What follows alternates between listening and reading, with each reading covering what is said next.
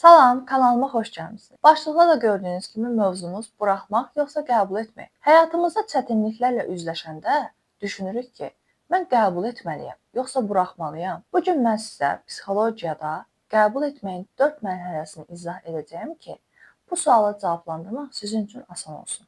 İlk öncə gəlin baxaq ki, buraxmaq və qəbul etmək nə deməkdir? Buraxmaq bizə artıq faydası olmayan düşüncələri və duyğuları geridə qoymaq. Qəbul etmək isə bizim dəyişdirə bilməyəcəyimiz vəziyyəti və duyğunu qəbul edib onunla yaşamağı öyrənməkdir. Qəbul etmənin 4 mərhələsi var. Birinci mərhələ dərk et. Yəni, yaşadığın duyğunu və vəziyyəti fərq etməyindir.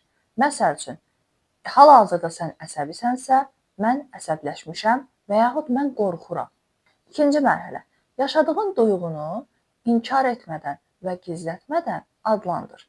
Qorxu, qəzəb, kədər, sevinc və s. kimi. Üçüncü mərhələ qəbul etmək. Yaşadığınız duyğunu müqavimət göstərmədən qəbul etmək. Hal-hazırda bu duyğu mənim içimdədir və normaldır. Mən onu dəyişdirməyə çalışmadan qəbul edirəm. Məsələn, stresli bir günün sonunda yorğunluğunuzu və qəzəbinizi qəbul etmək kimi. Dördüncü mərhələ. Məsuliyyətlə hərəkət. Qəbul etdikdən sonra dəyərlərə uyğun hərəkət et. Məsələn, mən qorxuram, lakin planladığım işi davam etdirirəm. Bunun üçün başqa bir texnika da var ki, buralarda bir yerə sizə əlavə edəcəm.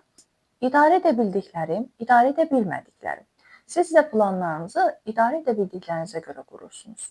Bəzən güc buraxmaqdadır, bəzən isə qəbul etməkdədir.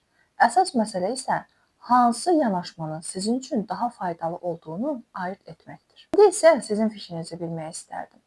Hal-hazırda sizin həyatınızda ən çox nəyə ehtiyacınız var? Buraxmağa yoxsa qəbul etməyə?